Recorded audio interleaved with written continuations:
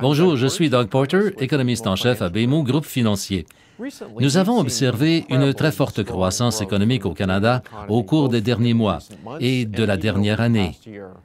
Pour mettre les choses en perspective, l'économie canadienne a cru de près de 4 % au cours des 4 derniers trimestres.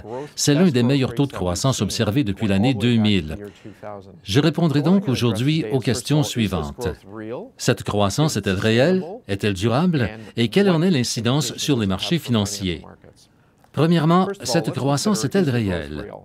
Je crois que la réponse à cette question est un oui catégorique. Beaucoup d'indicateurs démontrent que l'économie canadienne s'est ressaisie au cours de la dernière année et pas seulement le PIB.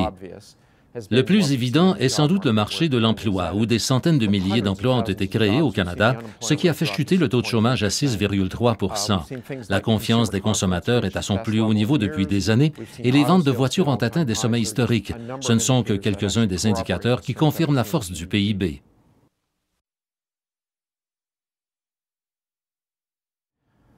Deuxièmement, ce taux de croissance est-il durable? Je crois que cette question est un peu plus sujette à débat. Nous croyons que l'économie maintiendra un rythme acceptable au cours de la prochaine année et que la croissance sera légèrement supérieure à 2 % en 2018, mais nous ne croyons pas qu'un taux de croissance avoisinant 4 % comme ce qu'on a vu au cours de la dernière année, se maintienne au-delà du prochain trimestre. La très forte croissance de la dernière année a été alimentée par plusieurs facteurs uniques, le plus important étant sans doute la volte-face du secteur pétrolier et gazier, dont les activités se sont stabilisées et ont même repris au cours des 12 derniers mois, après avoir plombé l'économie pendant quelques années.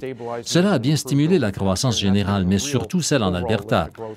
Nous croyons toutefois que ce n'est qu'un facteur unique qui ne continuera pas de stimuler l'économie au cours de la prochaine année.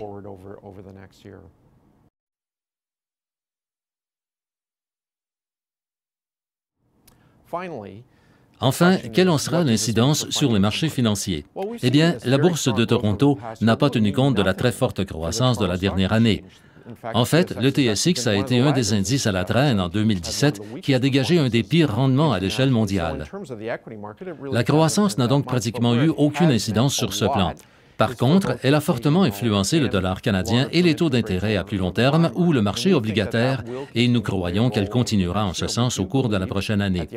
La vigueur sous-jacente de l'économie et le fait que la Banque du Canada relèvera probablement de nouveau ses taux en 2017 et en 2018 maintiendront le UR près de 80 cents et continueront de faire monter lentement mais sûrement les taux d'intérêt à long terme en dépit des pressions à la baisse constatées sur les taux d'intérêt à long terme aux États-Unis.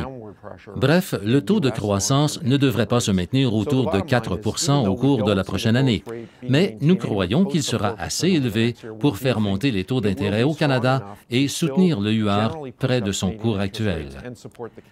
C'était le commentaire économique du mois. Merci beaucoup.